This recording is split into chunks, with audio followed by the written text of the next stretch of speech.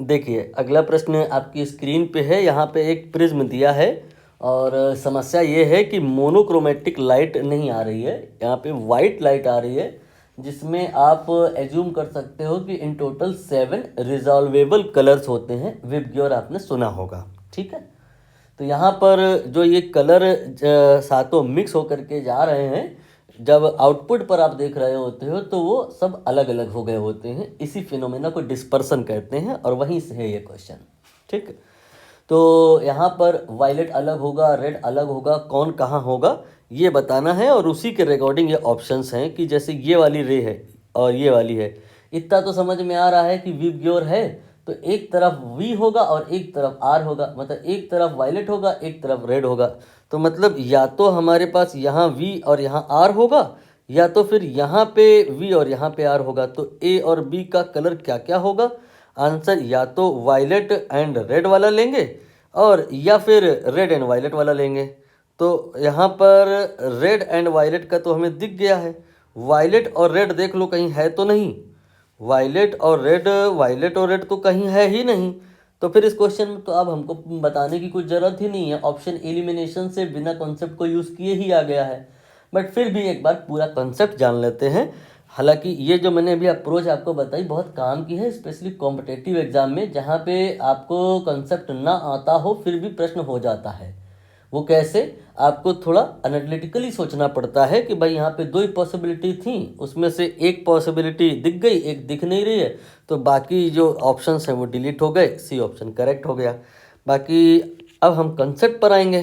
Concept में हमें ये बात करनी होगी कि क्यों ए का कलर रेड होता है, क्यों बी का कलर वायलेट होता है, क्यों ऐसा नहीं होता कि रेड नीचे और वायलेट ऊपर होता है। आई मीन जैसे आप यहाँ पर एक स्क्रीन लगाओ ना, तो आपको रेड कलर जो मिलेगा यहाँ पर मिलेगा और जो वायलेट कलर मिलेगा वो यहाँ पे मिलेगा, और पूरा विबग्योर मिलेगा वो विबग्योर जो होगा नीचे से ऊपर को जाएगा, आर ऊपर मिल जाएगा। तो ये कलर का जो पैटर्न है क्यों ऐसा बनता है इस पर हमें चर्चा करनी है। तो यहाँ पर आप सबसे पहले बात करेंगे कि स्पीड ऑफ लाइट क्या मीडियम में हर के लिए सेम होती है।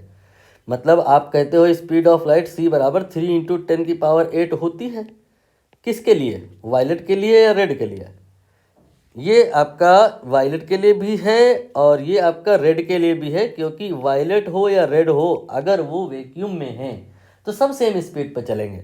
लेकिन जब यही वायलेट कलर हो चाहे रेड कलर हो, जब किसी मीडियम में एंट्री लेता है, जैसे मान लो यहाँ एयर है या वैक्यूम है, ठीक है, और यहाँ पे मान लो वाटर है, तो वाटर के अंदर जब ये ट्रैवल करते हैं तो सबकी स्पीड सेम नहीं होती है। वायलेट की अलग होती है, रेड की अलग होती है। तो किसकी कम होती है किसकी ज़्यादा होती है, अब ये प्रश्न उठेगा।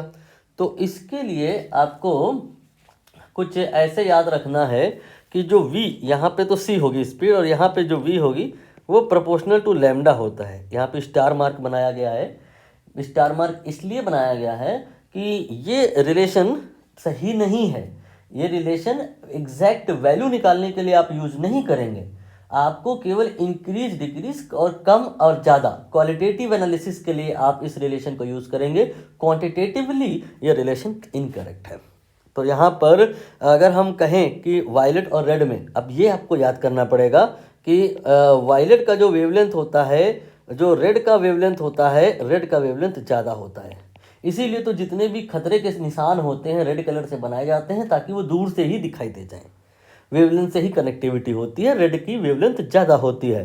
तो रेड की वेवलेंथ अगर ज़्यादा है तो रेड की जो स्पीड होगी v, ये रेड की मोर होगी और जो वायलेट की स्पीड होगी वो लेस होगी। स्पीड से क्या फ़र्क पड़ जाएगा? आपने रिफ्रैक्शन की डेफिनेशन पढ़ी है? रिफ्रैक्शन की डेफिनेशन वगैरह जो पढ़ी होगी उसमें कुछ लोग कहते हैं कि लाइट जब एक मीडियम से दूसरे मीडियम पर जाती है तो उसमें बेंडिंग हो जाती है। इसी फिनोमिना को रिफ्रैक्शन कहते हैं। सही है डेफिनेशन, लेकिन परफेक्ट नहीं है, 100% सही नहीं है। यहाँ पर तो देखिए रे को मैंने सीधा ही आगे करवा लिया है, कोई बेंडिंग नहीं करवाई है। तो क्या बेंडिंग नहीं होगी तो रिफ्रैक्शन नहीं होगा?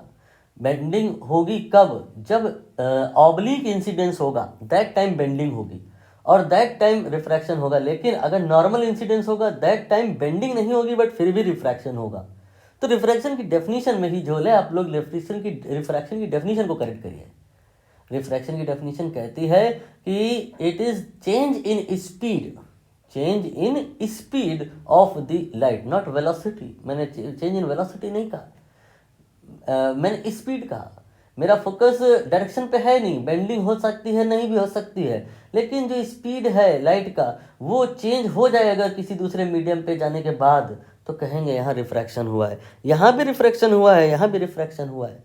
अब रिफ्रैक्शन का अमाउंट कहाँ ज़्यादा है? जहाँ स्पीड में चेंजेस ज़्यादा आएंगे वहाँ पर रिफ्रैक्शन ज़्यादा है, और जहाँ पर स्पीड जो चेंज होगी वो कम होगी वहाँ रिफ्रैक्शन कम है। यहाँ तो दोनों ही जगह स्पीड 3 × 10⁸ है, और मान लो यहाँ पर आप कह रहे हो कि स्पीड कम होगी, तो मान लो यहाँ पे स्पीड हो गई आपकी 1 × 10⁸, और यहाँ पे हो गई मान लो 2 × 10⁸, और यहाँ पे मान लो ये है 3 × 10⁸। अब आप देख लो कि ये जो स्पीड ऑफ लाइट है वायलेट की हो चाहे रेड की, दोनों के लिए बराबर है वैक्यूम में, लेकिन मीडियम में आए तो स्पीड में चेंज आया, वायलेट में भी चेंज आया, वायलेट में भी चेंज आया, और किस में चेंज आया?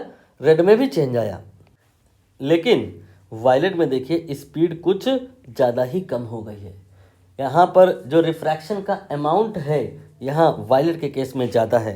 तो रिफ्रैक्शन के अमाउंट को अगर ऑब्लिक इंसिडेंस है के केस में बेंडिंग से आप एसोसिएट कर सकते हैं। तो यहाँ पर अगर हम कहें बेंडिंग को भी लिख लें तो ये बेंडिंग ज़्यादा होगी, और यहाँ पर अगर हम बेंडिंग कहें कहाँ के केस में? रेड के केस में, तो वहाँ ज़्यादा नहीं होगी। Bending for violet will be more and bending for red will be less. Clear हुआ? ये बात आपको समझ में आ गई। ऑब्लिक इंसिडेंस में ही बेंडिंग की बात होगी, नॉर्मल इंसिडेंस में तो बेंडिंग ही नहीं होगी। नॉर्मल इंसिडेंस में तो केवल स्पीड में चेंज होगा, और स्पीड में चेंज रेड में आपका कम आ रहा है, वायलेट में ज़्यादा आ रहा है। तो अगर बेंडिंग होगी तो फिर वायलेट में ज़्यादा होगी। अब देखो यहाँ पर प्रिज्म में भी तो ऐसा ही होता है। एक ये आपने प्रिज्म बनाया और यहाँ पे आपने वाइट लाइट एंट्री कराई, सारे कलर आ रहे हैं। अब यहाँ पर ये ऐसे देखो जा रहा है, ठीक है, यहाँ पर ये ऐसे जा रहा है। अब यहाँ पर इस पॉइंट पर बेंडिंग होनी है, इसमें सारे कलर हैं, लेकिन बेंडिंग का जो अमाउंट है, बेंडिंग का जो अमाउंट है, ये बेंडिंग पहले समझ लो किधर को होती है। बेबी को बेस पसंद है। यहाँ पर थोड़ी सी इस फिलॉसफी में अंतर है, सलमान खान की फिलॉसफी है ये। इसमें आपको लिखना है रे ऑफ लाइट, मतलब जो भी रेज हैं सारी की सारी उनको बेस पसंद है। यहाँ पे इन टोटल 7 रेज आ रही हैं, और सारी ही सारी जा ऐसे रही हैं, लेकिन इनकी बेंडिंग हो जाएगी किधर की तरफ हो जाएगी? बेस किधर है? बेस नीचे है, ये इधर को हो जाएगी। अगर प्रिज्म इन्वर्टेड करते हैं, आप समझ रहे होगे, आपने डील किए होंगे ऐसे क्वेश्चन, ऊपर को हो जाएगी दैट टाइम। यहाँ प्रिज्म जैसा रखा है उसका बेस नीचे को है, तो जितनी भी रेज है सब नीचे बेस की तरफ बेंड हो जाएंगे, सब बेस की तरफ बेंड हो जाएंगे, लेकिन सब में बेंडिंग बराबर नहीं होगी। बेंडिंग अभी अभी आपने कहा कम ज़्यादा बता दिया कि वायलेट में बेंडिंग सबसे ज़्यादा होगी। ये मैंने वायलेट को बेंड करा दिया। मैंने रेड को भी बेंड कराया है, लेकिन जो अमाउंट है रेड का वो उतना ज़्यादा नहीं है, वायलेट का देखिए ज़्यादा है। तो यहाँ पर जो रेड बाहर आ गई और ये वायलेट। अभी भी इस फिलॉसफी में कोई अंतर नहीं हुआ है, रे ऑफ लाइट को बेस पसंद है। ऐसा न सोचिएगा कि पहली बार रे ऑफ लाइट जब ऐसे नीचे को झुकी, बेस की तरफ झुकी, तो अगली बार ये जब दोबारा रिफ्रैक्ट होगी तो ऊपर को चली जाएगी। नहीं, ये पहला रिफ्रैक्शन है। यहाँ पर भी जो रे में डेविएशन होगा वो नीचे को होगा, यहाँ पर भी डेविएशन नीचे को ही होगा, क्योंकि बेस नीचे को है एंड रे ऑफ लाइट को बेस पसंद है। हर बार रे ऑफ लाइट बेस की तरफ ही बेंड करती जाएगी and bending amount in violet will be more. तो यहाँ पर ही ये भी बात पूछी गई है 75 बार, डिस्पर्सन प्रिज्म से आप बाहर जब आ जाते हो तब नहीं होता है? नहीं, डिस्पर्सन यहाँ पर ही हो जाता है पॉइंट ए पर। रेज में स्प्लिटिंग पॉइंट ए पर ही हो जाती है, और जब आप पॉइंट जो दोबारा वाला रिफ्रैक्शन है देख रहे हो, तो वहाँ पे जो स्प्लिटिंग हुई है, रेस के बीच में सेपरेशन हुआ है, एंगुलर सेपरेशन और बढ़ जाता है, क्योंकि जो रेज हैं उनको वायलेट को झुकना है किधर की तरफ? बेस की तरफ, और ज़्यादा झुकना है। तो यहाँ पर वायलेट झुक गया, ज़्यादा डिविएट हो गया रेड की तुलना में। तो यहाँ पर वो जो अमाउंट था ज़्यादा वो और ज़्यादा हो गया, यहाँ पे जो रेड का अमाउंट था कम वो और कम हो गया। तो डिस्पर्सन हुआ यहाँ पर ही, यहाँ पर उस डिस्पर्सन में चेरी ऑन केक 4 चांद लग गए, जिससे कि अगर स्क्रीन आप यहाँ रख दो तो रेड और वायलेट आपको सफा सफा क्लियर क्लियर अलग अलग दिखाई देंगे। यहाँ पे वायलेट दिखेगा, यहाँ पे रेड दिखाई देगा।